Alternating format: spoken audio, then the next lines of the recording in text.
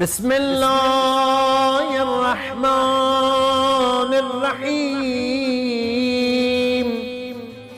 اللهم زيني فيه بالستر والعفاف، واسترني فيه بلباس القنوع والكفاف، واحملني فيه على العدل والإنصاف، وآمني فيه من كل ما أخاف بعصمتك يا